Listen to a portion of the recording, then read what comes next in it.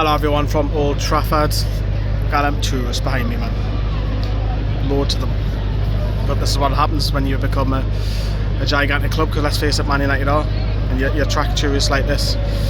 But they've won, and Chelsea have won as well, the neat. So that basically means that I think Chelsea are almost done. They've got to get beat and hope Newcastle win if we go overtake them for the Europa League, but probably realistically it's for the conference now for Newcastle. We're still ahead of Man U. We've basically just got to match Man United's results on Sunday and we're there, but it's still in our hands, believe it or not. Even though we got beat, because we win on Sunday, we'll have Conference League as long as Man United don't win the FA Cup. So yes, it's disappointing. I think the reason why we lost today, you can talk about bad defending, you can talk about this, that. I think it's just not taking the chances.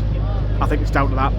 I think the key bit for me is when we equalised and then we're breaking through Gordon one-on-one.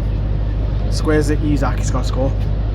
For a bloke who's got goals galore, he's got to put that away.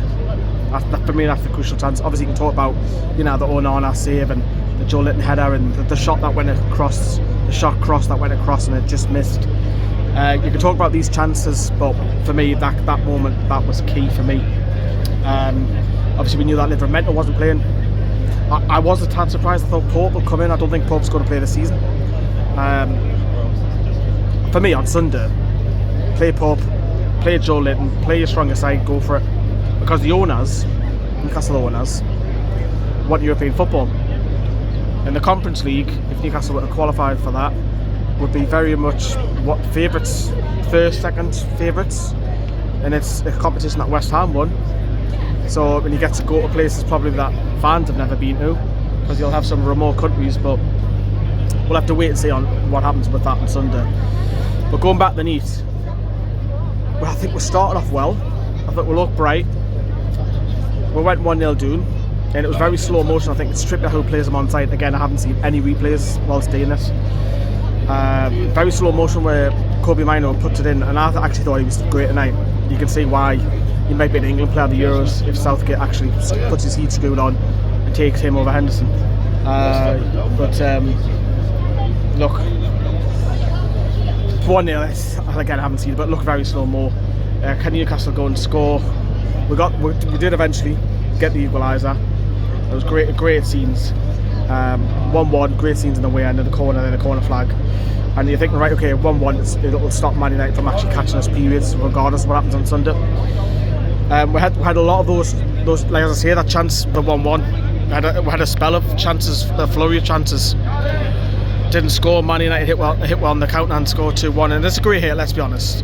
It's the former Macam Diallo and proper milks the celebration in the corner. Pure, proper milks it. Just standing there folding his arm in front of us, winding the fans up. But you know how it is, he's a former Macam. I don't think if he was well known, Newcastle fans would have given him a lot more stick back, but he's not really well. Probably is he well known? No, he's not. Let's be honest. He's not like your Bruno Fernandes. Yeah, Scott McTominay is. A lot of fans don't know who Diallo is, unless you watch Sunderland, which is a bit weird if you're a Newcastle fan. But look, 2-1, 3-1 wasn't far along. Hoyland scores. He comes over the way end. Then game hour, but then Lewis Hall scores. Great goal actually.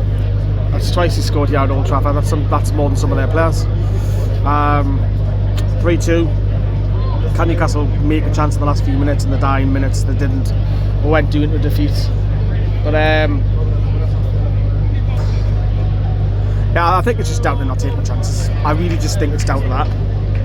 I think it's pretty even. If a neutral watched that game, I think we would have said, yeah, draw would have been fair, but Man United nicked it to put the chances away. Dubravka made that save in the first half, the 1-1. Apart from Mark, what else did he do in the second half?